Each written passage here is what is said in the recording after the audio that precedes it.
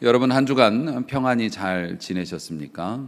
주의 은혜로 잘 지내셨을 줄로 믿습니다. 하나님께서 우리에게 주신 은혜가 적지 않습니다. 건강 주시고 또 가정에 평안 주시고 안전을 지켜주시고 더군다나 이런 엄혹한 시대에 믿음 생활할 수 있도록 믿음까지 챙겨주셨으니 얼마나 감사한 일입니까?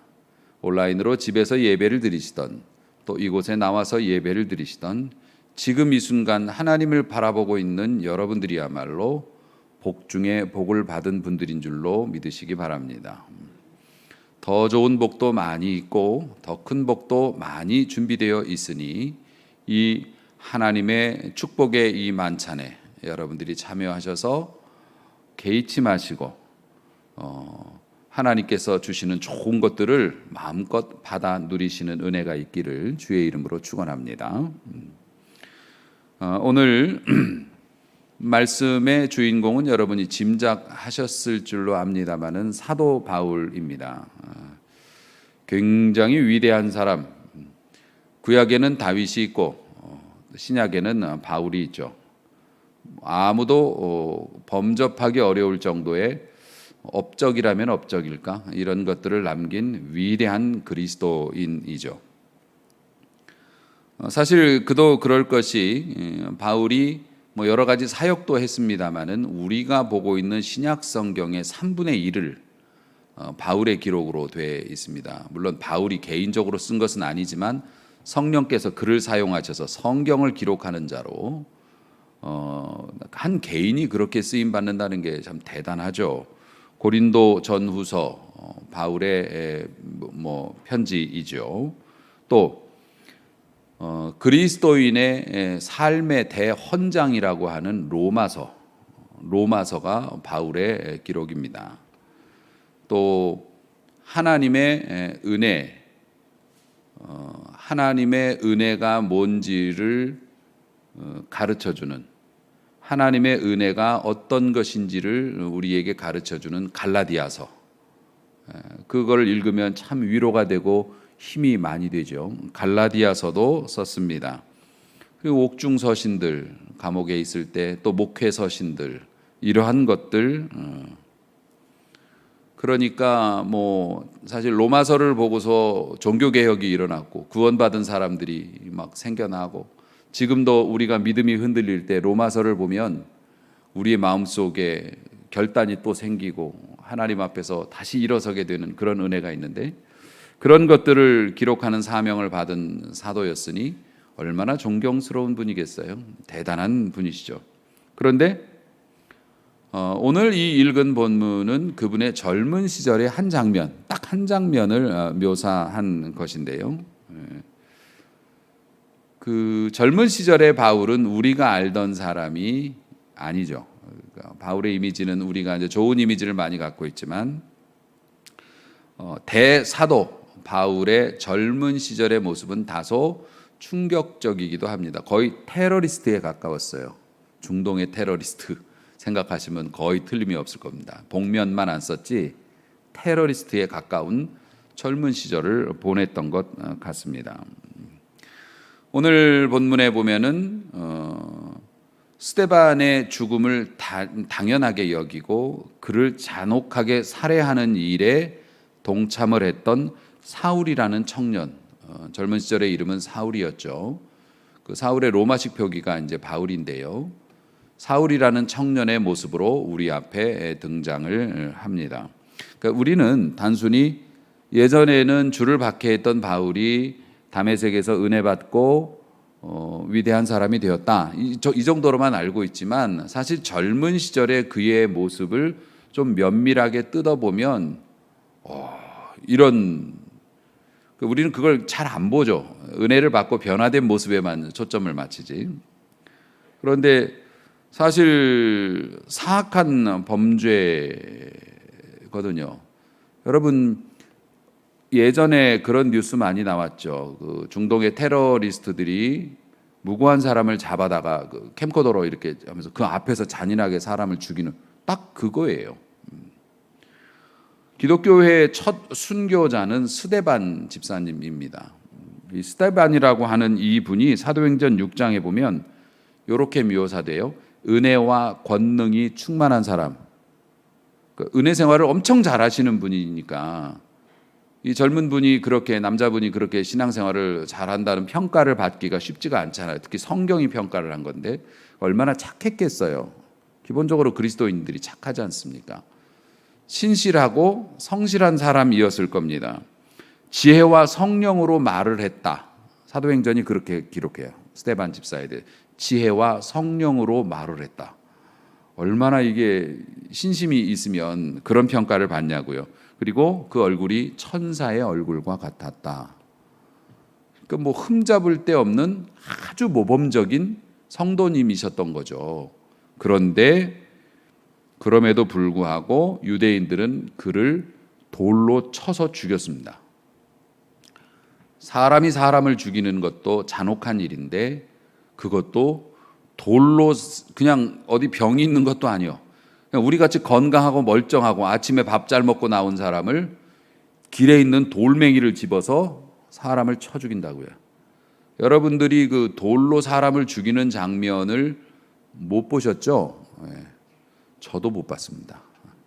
그런데 얼마 전에 우연히 방송을 통해서 한번 그 동네, 지금도 중동에는 그런 풍습이 있어서 돌로 사람을 쳐 죽이는 장면을 한번 제가 얼핏 본 적이 있습니다. 그게 본래서 본 건 아닌데 그 옛날 방식 그대로 그랬대요. 지금 그 사람은 그 여자를 땅에다가 이게 여기만 어깨까지만 나오게 묻어놓고 이만 시간 돌멩이를 들어가지고서 내려치는 거예요. 그 주변에 사람들이 둘러싸가지고. 그래가지고 나중에 돌무덤을 만들어 버리더라고요. 그게 말이 됩니까? 인간이 인간을 그렇게 집단으로 끌고 나가가지고. 성경을 보면은 이 사람을 길거리에서 패대기를 치고 몰매를 주다가 성 밖으로 질질 끌고 나가서 사람들이 둘러싸고 돌로 그렇게 쳐 죽였다고 기록이 돼 있습니다. 땅에 묻을 시간도 없었을 거예요. 그냥 놓고 사람을 쳐 죽인 거예요. 동네에서 옛날에 개를 잡아도 그렇게는 안 잡았어. 근데 그 사람들은 일부러 그렇게 해요. 왜냐하면 공포감을 주고 모욕감을 주기 위해서 그냥 돌로 생사람을 쳐 죽이는 겁니다. 근데 그러면 스데반은 왜 죽었을까? 예수가 그리스도다. 예수님이 메시아다라고 주장을 했기 때문에 그는 죽었습니다. 그리고 주동자들이 그 사람을 때려 죽일 때 돌로 막 그렇게 해야 되니까 거치장스러우니까 겉옷을 벗어가지고 땅에 흙 묻으니까 그 지들 옷 아까운 건 또 알아가지고 흙 묻으니까 당신이 이걸 좀 들고 있으세요. 그러면서 어떤 청년에게 맡겼는데 그 청년이 바로 우리가 알고 있는 위대한 사도였던 바울, 청년 시절 사울이었습니다. 사울은 살인자들과 함께 기뻐하며 그 자리에 있었죠. 사도행전 2장에 오순절 성령 강림 사건이 나옵니다. 오순절 성령 강림 사건이 나온 이후로부터 그러니까 예수님은 이미 승천을 하셨고 제자들은 예수님 때문에 자신들이 피해를 볼까 봐 두려워서 숨어 있었죠. 예수님 때문에 어디 도망도 못 가겠고 그렇다고 나돌아다니기에는 잡혀가면은 그 매를 맞거나 죽을 것 같은 그런 느낌적인 느낌, 그런 것 때문에 다들 숨어 있는 그런 상황이었어요. 그런데 성령 강림 사건, 우리가 아시다시피 각 사람의 머리 위로 불이 임하고 하나님의 은혜가 떨어지니까 그 다음 어떻게 됩니까? 문을 박 차고 나가서 이 사람들이 전도를 합니다. 전도라는 게 뭐 다른 게 있겠어요? 예수가 그리스도이시고 하나님의 아들이시라고 하는 것, 그를 믿으면 우리의 죄가 사라져 우리가 영원한 나라에 들어갈 수 있다. 이게 복음 아니에요? 이거를 예수가 그리스도 주님이시다라고 하는 것을 나가서 막 선포합니다. 그런데 사도 바울이 아니라 성령 강림 사건에서 성령의 불을 받은 사람들이 120명의 그 사람들이 받았다고 했지만은 실제로 밖에 나가서 전도를 해 보니까 오순절 성령 강림 사건 같은 그런 역사가 일반인들에게는 없었지만 성령께서 이미 많은 사람의 마음을 지져 놓으신 거예요. 할렐루야. 전도라는 게 그래서 놀라운 거예요. 우리 인간은 사람의 됨됨이와 모양새, 그 사람의 뭐 어떤 그런 걸 보면서 가능성을 따지죠. 저 사람은 전도하면 먹힐 거야, 안 먹힐 거야. 웃기지 말라 그러세요. 성령께서 미리 길 터놓으신 분들은요, 전하면 들어갑니다. 오순절 성령 강림 이후에 쪼달리고 살던 이 사도들과 제자들이 나가서 복음을 전하니 하루에 수천 명씩 예수를 믿고 돌아오는 역사가 일어납니다. 이 사람들이 무슨 인터넷이 있어서 뭘 했어요? 아니면 교육을 했습니까? 아니에요.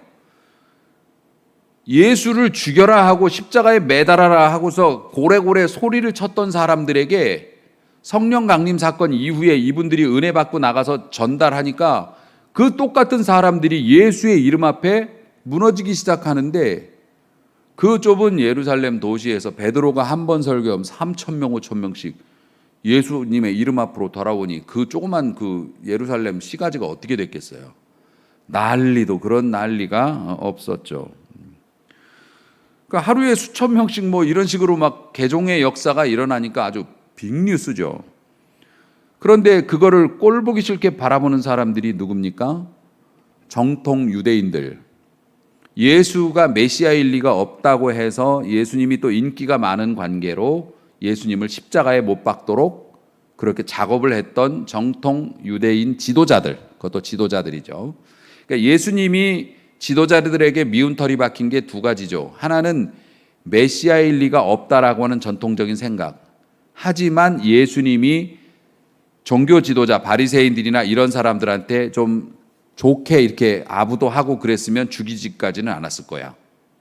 심지어는 궁금해하기도 했어요. 그분의 기적을 보면서 당신이 정말 메시아냐고 우리한테 증거를 보여달라고 하는데 예수님이 싹 잘랐거든요. 그러니까 예수님 쪽으로 인기가 쏠리기 때문에 종교 지도자들이 질투심에 또 소외감에 자기의 이익이 뺏길지도 모른다고 하는 불안감이 반반씩이었다고요. 그러니까 종교적인 열심으로 예수님을 죽인 것도 있지만 기득권을, 자기들이 원래 누리고 있던 권리를 뺏길 것 같은 그런 두려움에 더 예수님을 메시아 아니라고 막 하면서 귀를 막으며 예수님을 죽였거든요. 그만큼 사람들이 기득권, 자신이 기존에 그냥 편하게 누리고 있던 것을 뺏길 때 오는 그 불쾌감이라고 하는 게 엄청나죠. 그런데 예수님 사건은 지금 게임도 아니요.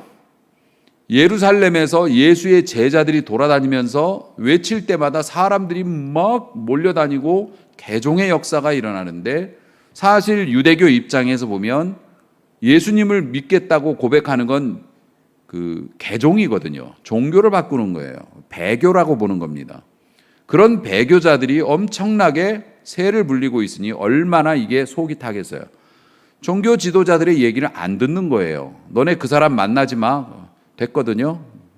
옛날에는 율법사나 그 랍비나 이런 사람들의 말은 재판관의 말과 똑같았기 때문에 그분들의 말을 안 들으면 동네에서, 커뮤니티에서 추방이 되는 정도의 아주 사회적인 형벌을 받을 정도로, 그 정도로 이분들의 입김이 셌는데 이제 말해도 안 들어.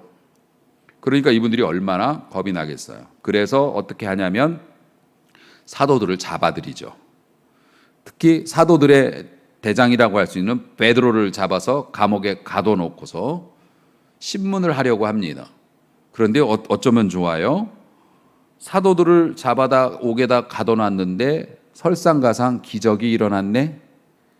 그래서 베드로가 감옥에서 피곤해가 전도하느라고 너무 피곤해가지고 좀 쉬자 그래가지고 자고 있는데 천사가 와서 얼마나 곤이지 않은지 옆구리를 차서 일어나라고 지금 깨워가지고서 기적으로 탈출을 시켰어요. 옥 밖으로.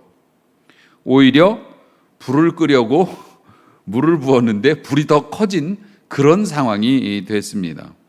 주의 사자가 밤에 옥문을 열고 끌어내어 가로되 성전에 가서 서서 이 생명의 말씀을 가르쳐라. 너는 전도해야 돼. 여기 있으면 안 돼. 감옥에서 사자가 친히 옥문을 열고 끌어냈어요. 새벽부터 이 사람들이 잘내다가 끌려 나와 가지고 새벽부터 성전에서 예수에 관한 일들을 가르쳤다고 사도행전이 기록해요. 오히려 혹을 때려다가 혹을 붙였습니다. 그래서 이 종교 지도자들이 두려움을 느끼죠. 더군다나 극심한 스트레스를 받죠. 그 속에 있었던 사람이 사도 바울입니다. 사도 바울도 그 근본주의 유대교 그 신앙을 가진 사람이었기 때문에 근본적인 어떤 그런 마인드가 있어서 같은 한편이었거든요. 그래서 이미 누리던 권리를 빼앗긴다고 하는 생각, 결국에는 이런 일이 계속되면 안 된다 생각해서 제자들을 이번에는 잡아온 게 아니라 다시 부릅니다. 좀 들어오라고 그래가지고서 이런 말을 해요. 이제 그 사람들이 했던 말을 우리가 쓰는 말로 바꿔보면 이래요. 당신들은 그 메시아라고 주장하는 그 잘못된 예수라는 사람을 우리 종교 지도자들이 죽였다라고 자꾸 주장하고 다니는데 사실 로마인들이 죽인 거 아니냐. 우리는 그냥 로마인들이 죽인다고 해서 죽이세요라고 했을 뿐이야. 말도 안 되는 얘기죠. 자기들이 작업 다 해가지고서 로마인들에게 갖다 줘놓고 우리는 죽이고 싶은데 죽일 권한이 없으니까 당신들이 죽여주세요 한 거지 않습니까? 안 그러면 밀란 일으킬 거예요. 데모할 거예요. 이래가지고서 스트레스 줘갖고 예수님을 죽게 만든 거죠. 그런데 왜 당신들은 그러면서도 제자들한테 그런데 우리는 죄가 없다. 근데 왜 당신들은 우리를 나쁜 사람이라고 말하고 자꾸 예수를 메시아라고 주장을 하느냐? 그랬더니 베드로와 사도들이 이런 말을 합니다. 아주 명언이죠. 사람보다 사람의 말을 듣는 게 맞을까? 하나님의 말씀을 듣는 게 맞을까? 종교 지도자들한테 그렇게 물어보면 뭐라고 대답하겠어요? 당연히 하나님의 말씀을 듣는 게 맞지. 너희가 나무에 달아 죽인 예수를 당신들이 예수님을 못 박아 죽였다. 그런데 우리 조상의 하나님, 그 얘기는 당신들이 지금 섬기고 있는 그 하나님이 도로 살리셨다. 우리 조상의 하나님이 살리시고 이스라엘로 회개케 하사 죄사함을 얻게 하시려고. 다시 말해서 우리 백성들이 회개하고 그 죄 용서받게 하시려고 하나님이 능력 있는 그 오른손으로 예수를 이름을 높이셔서 임금과 우리의 구주로 삼았다. 그리고 우리는 그걸 직접 다 본 이 일의 증인이다. 이 일에 우리가 증인이라고. 그리고 하나님이 자기를 순종하는 사람들에게 허락하셨던 성령도 요즘에 우리가 성령의 은혜를 받아서 이런 일을 하는데 그 성령도 마찬가지다. 예수 그리스도가 우리의 구세주라고 하는 것을 증거하고 계시다. 이렇게 얘기를 해요. 당신들이 섬기는 그 하나님이 예수를 살렸다고. 그리고 우리 모두에게 구원의 기회를 얻게 하시기 위해서 하나님이 능력의 오른팔로 그 이름을 높여서 오늘날 많은 백성들이 그 이름 앞에 돌아오게 하고 성령님도 그것을 증거하고 있는데 우리가 당신들의 얘기를 듣는 게 맞을까? 하나님의 뜻을 따르는 게 맞을까? 이 얘기 해가지고 매 맞았잖아요. 저런 죽이고 싶은데 많은 백성들이 사도들을 따르고 있기 때문에 죽일 수는 없어서 채찍질해요. 패라. 그리고 다시는 예수의 이름을 들먹이지 말아라. 그러면서 내보냈는데 사도들은 오히려 오마나 감사해라. 나 같은 사람이 예수님의 이름 때문에 매도 맞네. 그런 기회를 주셨네. 내가 예수님께 받은 은혜가 너무 커서 어떻게 갚나 이거 걱정하고 있었는데 내가 예수의 이름 때문에 매까지 맞았네. 그래도 10,000분의 1이라도 그 받은 은혜를 내가 갚을 수 있게 돼서 너무 감사하다. 기뻐하면서 이러고 나가니까 이 종교 지도자들이 확 돌죠. 종교 지도자들 입장에서는 말이 안 되는 얘기거든요. 이단이라고 봤거든요. 당시에 이 종교 지도자들이. 그 속에 사도 바울이 항상 있었던 겁니다. 왜냐하면 사도 바울은 굉장히 엘리트 코스를 밟은 건 여러분들이 이제 다 아시니까 뭐 우리가 늘 얘기하잖아요. 뭐 누구한테 배웠고 뭐 이제 이런 얘기 쭉 하는데 대단한 엘리트 코스를 밟은 정통 유대인 가문이 그랬어요.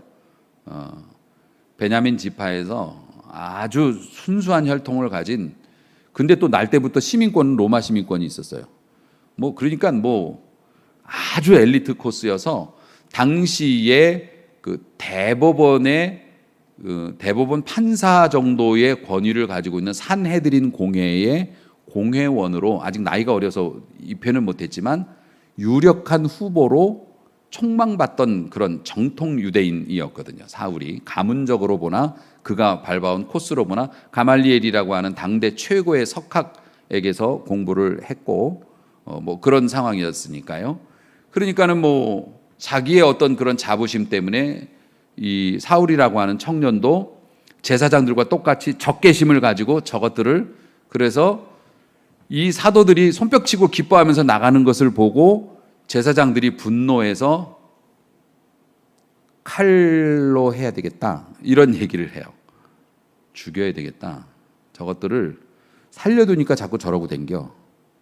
죽여 없애야 되겠다.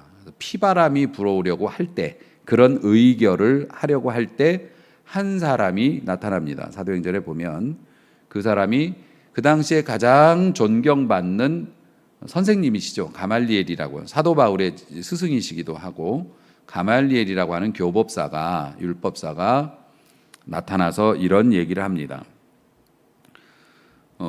함부로 판단하지 말라고, 사람 죽이고 그러지 말라고, 함부로 판단하지 말라고, 그러면서 이런 얘기를, 이 사람들을 상관 말고 내버려 두라.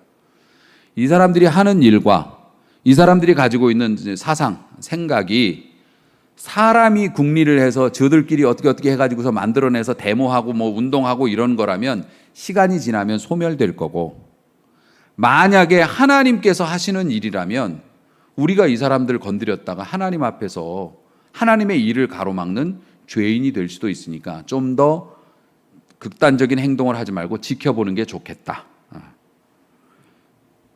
만일 이 사람이 이렇게 얘기해요. 만일 이 사람들이 하는 행동이 하나님에게로부터 나온 거라면 우리는 그를 무너뜨릴 수 없다. 아멘. 맞는 얘기잖아요. 하나님이 하시는 일을 우리가 어떻게 막아? 무너뜨릴 수도 없고 도리어 하나님을 대적하는 자가 될 수도 있으니까 죽이고 막 이러지 말자. 좀 지켜보자. 라고 이 얘기를 해요. 아마 사울이라고 하는 청년은 가말리엘이 걸어 나왔을 때 오늘 다 죽었어. 우리 스승님이 율법으로는 가장 정통하신 분인데 예수라고 하는 사람을 부정하고 저것들을 단단히 처벌을 해야지 다시는 하나님의 이름에 먹칠하는 일이 없을 거야. 이렇게 말해줄 줄 알았는데 자기 스승이. 그런데 오히려 내비둬라. 저 사람들이 하는 일이 사람의 궁리로 하는 거면 얼마 지나지 않아서 없어질 거고, 만약에 하나님에게 나온 일이라면 우리가 저 사람들을 대적할 수도 없고 대적하면 또 안 되고, 이런 말을 하니까 사도 바울이 얼마나 답답했겠어요. 사울이. 결국에는 사울이 이런 판단을 내립니다. 스승님까지도 저러시면은 이 사람도 참 대단한 사람들이에요. 근데 하여튼 이렇게 고집 있고 대단한 사람들이 또 은혜 받으면 대단한 일도 합디다마는 이 사람이 그러면 우리 단체로 안 되면 나 혼자 할래요. 이랬어요. 우리 대제사장님들 직접 나서시기 어려우면 제가 제 목숨 걸고 하겠습니다. 그리고 허락을 받아요. 허락을 받아서 자기가 데리고 다니는 사람들, 또 허락받은 그런 사람들을 통해서 혼자 그런 일들을, 핍박하는 일들을 이제 지속을 하는데, 여기에서 잠깐 보면 우리가 희망이 없고 방법이 없고 정말 낙심이 되거나 불리하다고 생각이 될 때 여러분이 이 말씀을 좀 기억할 수 있는 은혜를 하나님이 주시기를 원합니다. 하나님은 여러분을 위한 가말리엘을 많이 가지고 계십니다. 그러니까 예상치 못한 아군인 거예요. 그러니까 저 사람이 나를 도와줄 거라고 생각을 안 했는데 결정적인 순간에 나하고 일면식이 없거나 혹은 나하고 별로 이렇게 친하지 않은 사람이 나타나서 나를 도와주는 경우가 인생에 있어요. 그 사람은 자기 이익을 위해서 한 거지만 결국 나에게 도움이 되는 일들이 있어요. 그러니까 나는 친한 사람이 없어서 안 돼, 나는 미천이 없어서 안 돼, 그런 얘기 하지 마시고 이럴 때일수록 하나님이 가말리엘을 많이 가지고 계시다라고 믿으면서 여러분들이 좀 기다려 볼 수 있기를 소망합니다. 그러니까 이 말씀이, 이 가말리엘에 대한 말씀이 여러분의 마음속에 남아서 여러분이 진짜 어렵고 힘들 때 하나님을 의지하는 도구로 쓰임 받을 수 있는 은혜가 있기를 축원합니다. 하나님은 많은 방법을 가지고 계시고 꼭 나를 좋아하거나 다 내 편 되는 사람들, 실제로 뭔 일을 할 때 내가 기대했던 사람들이 그만큼 도와주지 않는 경우가 거의 대부분이에요. 나는 그 사람 믿고 시작했는데 도와줄게 해놓고서 막상 시작하면 그렇게 안 되는 경우가 많습니다. 나중에는 엉뚱한 사람이 와서 나에게 힘이 되어주는 경우도 많아요. 하나님은 그런 가말리엘을 많이 가지고 계시다. 할렐루야. 아멘. 그러니까 자녀도 마찬가지고요. 이놈은 나 도와줄 거야. 아니요. 이놈은 아니야. 그놈이 날 도와줄 수도 있는 거고. 그러니까 속단하지 마세요. 하나님 은혜 아래서는 속단할 수 없습니다. 하나님은 가말리엘이 많이 쓰시다. 어쨌든 그러니까 이 사울은 얼마나 고집이 센지 포기를 하지 않고 독단적인 행동을 하는데, 오늘 읽은 본문의 말씀이 그렇습니다마는 자기 나름대로는 이단을 없애려고 피를 흘리기 시작을 하는데, 그래서 이것이 하나님을 위한 것이라고 맹목적으로 믿었어요. 교회를 잔멸했다. 3절에 그렇게 나옵니다. 잔멸이라고 하는 단어를 우리가 잘 안 쓰는데요, 성경에도 2번밖에 안 나옵니다. 한 군데는 그 구약에서 그 멧돼지가 포도원을 들어와 가지고, 우리 이제 멧돼지 익숙하죠. 멧돼지가 포도원을 들어와 얼마나 맛있어요? 우리도 맛있는데 포도원에 들어와서 닥치는 대로 멧돼지 떼가 갈아 엎어버린 거예요. 시골에 농사 짓는 분들 멧돼지가 와서 막 다 갈아 엎어버리지 않습니까? 먹고 막 부시고 짓밟고. 이걸 잔멸이라는 단어를 썼고, 신약에서는 사도 바울이 성도들의 집에 들어가서 뒤집어 엎은 거예요. 멧돼지가 들어가서 소중하게 가까워 놓은 가정들을 막 갈아 엎었다는 겁니다. 그만큼 폭력적인 행동을 묘사할 때 잔멸이라는 단어를 썼어요. 더럽히다, 파괴하다 이런 단어인데 그렇습니다. 그러니까 이게 얼마나 참 대단한 사람입니까? 그 종교적인 열심이 대단하죠. 결국에는 일반적인 방법이 아니라 주님이 직접 나타나셔서 레이저 광선을 쏘아서 그 눈을 멀게 하신 후에야 사도 바울이 돌이키기는 했습니다마는, 다시 원점으로 돌아오면 우리가 그렇게 존경하고 사랑하고 또 우리가 그리스도인으로 성장하는데 굉장히 중요한 역할을 해주셨던 사도 바울, 그분의 가르침이 그랬죠. 그런 신약 성경의 저자가 그렇게 영적으로 눈멀고 야만적인 과거를 가지고 있었다는 것이 우리가 상상이나 하겠냐고요. 그러니까는 단순히 예수님을 안 믿다가 믿었다 정도가 아니에요. 이 사람은 사람을 직접 손으로 죽이지는 않았을지 몰라도 사람을 죽이고 다닌 사람이었고 얼마든지 죽일 용의가 있었던 사람이에요. 그런 범죄자죠. 그런 테러리스트가 위대한 불세출의 대사도로 변화가 됐다는 것은 오늘날 각박한 삶을 살아가는 우리 모든 사람들에게 주는 은혜가 크단 말씀이에요. 그래서 이 사울의 이런 모습을 보면서, 사울과 바울의 그 변화되는 모습을 보면서 우리는 이런 생각을 하죠. 사실 인간은 우리 모두 어두운 과거가 있습니다. 우리 모두에게는 그럴 겁니다. 물론 제가 여러분의 삶을 다 알지는 못하지만 어두운 과거가 있고, 그것이 밝혀질 경우에 혹은 그것이 다른 사람에게 알려질 경우에 현재의 삶이 위태로운 그런 일도 있을 수 있고, 또 실망을 시켜드리는 그런 일을 우리가 과거에 예수 믿기 이전에도 그랬고 뭐 결혼하기 전에도 그랬고 있을 수 있다. 모든 인간에게는 흠이 있다는 얘기죠. 흠이 있을 수 있다.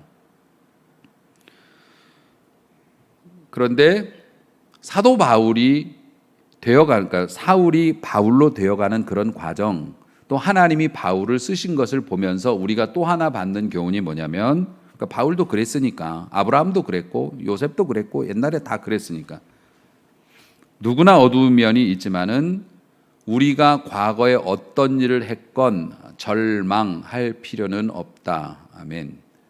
그러니까 여러분들이 그런 말씀 가끔 하세요. 어려운 일이 있으면 옛날에 내가 그런 일을 했기 때문에 벌 받나 봐.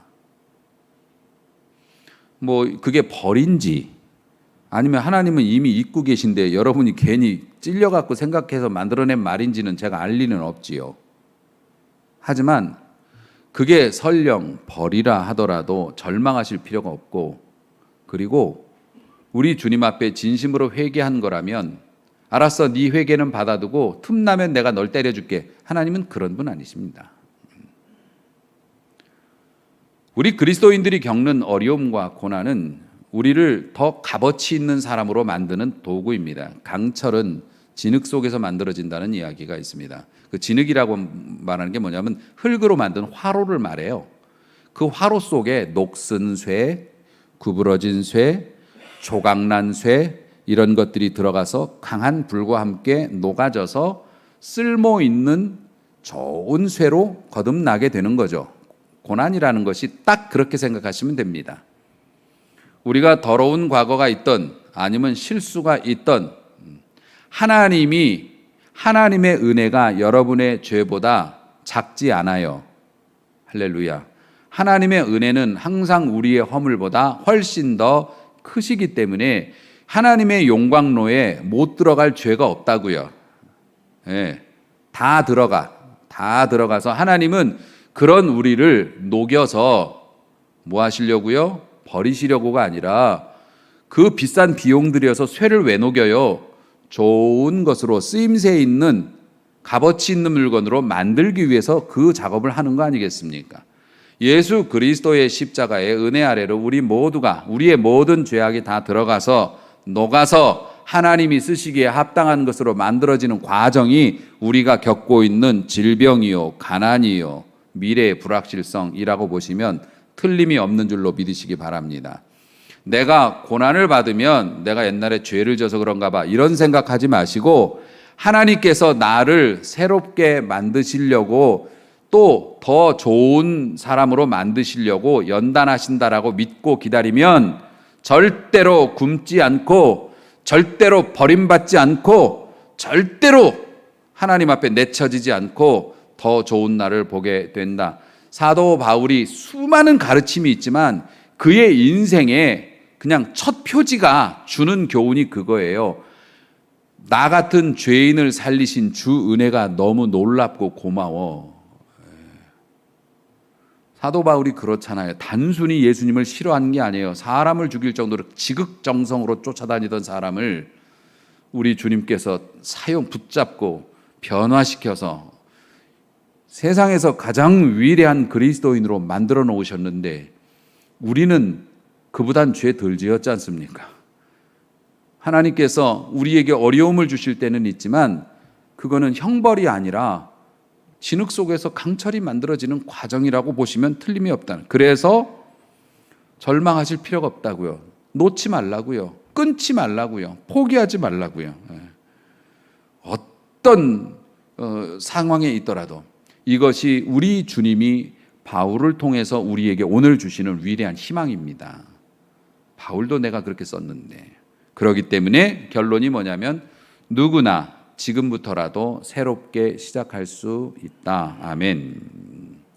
옳은 일을 시작하는데 늦은 거는 없어요. 우리의 수명이 얼마가 남았던지 늦은 거는 없습니다.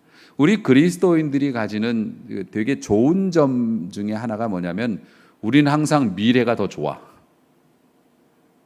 우리는 미래가 좋아요.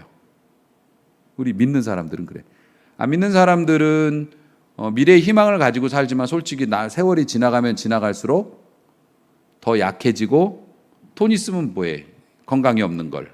모든 사람은 다 약해지는 걸. 그래서 인생을 황혼이라고 그러고 지는 해라고 뭐 얘기하고 자기들끼리 위로하면서 우리가 뭘 해보자 건강은 사네. 아닙니다. 예수 없이 살아가는 사람들은 미래가 어두워요. 죽음은 끝이라고 하면서 그렇게 미래가 갈수록 어두운 거죠. 불리해지고 약해지고. 그런데 우리 그리스도인들은 그런 것과 상관없이 우리의 미래는 항상 기대해 볼 만해요. 할렐루야. 주님의 은혜가 우리를 그렇게 만들어요. 우리가 어때서? 우리가 바울처럼 사람을 때려 죽이는 일에 증인을 쓰기를 했어요. 우리가 남의 집에 들어가서 갈아 엎어가지고서 예수님 못 믿게 막 잡아다가 감옥에다 쳐넣기를 했어요. 칼을 들고 설치기를 했어요. 출장 가다가 뭐 그러기를 했어요. 우리는 그렇게 안 했어요. 하나님께서 우리에게 주시는 은혜가 아직도 끊어지지 않고 우리는 한참 더 은혜를 받아야 돼요. 그러니까 우리 믿는 사람들은 오래 갈수록 우리한테 더 유리해. 우리는 내일에 대한 희망이 늘 있어요. 왜냐하면 사람이 아닌 하나님의 자녀라고 우리가 보기 때문에, 하나님이 계시기 때문에. 그렇기 때문에 사랑하는 성도 여러분, 살인을 마다하지 않던 사울을 바울로 변화시켰던 그런 은혜를 주신 그 주님을 우리가 오늘도 믿는데 우리의 삶도 변화시키실 수 있지 않을까요? 당연히 변화시키실 수 있고, 그러니까 우리가 젊었던 뭐 또 늙었던 우리는 희망이 있는 거예요. 기대감이 있는 겁니다. 주님이 나를 통해서 무슨 일을 하실까? 하나님께서 저 개인에게 주신 여러 가지 뭐 많은 일들이 있습니다. 어려운 일도 있고 기쁜 일도 있고 뭐 그렇습니다만은, 어려움 속에서도 요즘도 뭐 이렇게 쉽지 않은 삶을 살고 있지만 하나님의 은혜가 너무 감사해요. 다행이죠. 뭐 저도 힘들수록 하나님의 은혜가 더 크게 느껴져. 그래서 제가 지금 이 상황에서 제 개인적으로도 고백할 수 있는 거, 지금까지 지내온 것 주님의 크신 은혜라. 지금까지 이렇게 지내올 수 있었던 것도 주님의 크신 은혜라. 우리가 이제 예배 오늘 이제 설교 마치고 바로 부를 찬양이 나 같은 죄인 살리신 그 찬양인데, 큰 죄악에서 건지신 주 은혜가 너무 고맙고 이제껏 내가 산 것도 주님의 은혜라. 더군다나 나를 장차 본향으로, 내 원래 고향으로 인도해 주실 건데 거기서 우리 영원히 주님의 은혜로 해처럼 밝게 살 거라고. 여러분, 지금까지의 삶도 주님의 크신 은혜고, 또 그 은혜에 감사하는 자에게 하나님께서 앞으로 내일은 더 좋을 거다라고 주실 은혜가 여러분 기다리고 있다는 사실을 이 흉폭한 사울이 대사도 바울로 변화되는 그 모습을 보면서 여러분들도 위로와 희망을 얻기 바라고, 아마 나 같은 죄인 살리신 주 은혜 놀랍고 고맙다 우리가 찬양할 때 바울도 와서 같이 부를 거요. 나 같은 죄인을 살리신. 그래서 바울이 사실 인간적으로는 평생 그것에 대한 죄송함, 베드로도 마찬가지였지만 죄송함을 사역을 하면서도 못 떨쳤어요. 내가 죄인 중에 괴수다라고 하는 고백이 그래서 나온 거예요. 내가 옛날에 그랬다고. 잊지는 못하죠. 잊지는 못하지만 은혜 아래에 있는 사람은 그 과거에 휘둘리지는 않아요. 죄송하니까 더 열심히 해야지, 나 같은 놈은 나쁜 놈이야, 안 할 거야, 이렇게가 아니라고요. 그러니까 여러분, 어느 누구에게나 바울을 봐도 그렇고 다른 분들을 봐도 그렇고 소망은 항상 남아 있습니다. 저도 그렇고요.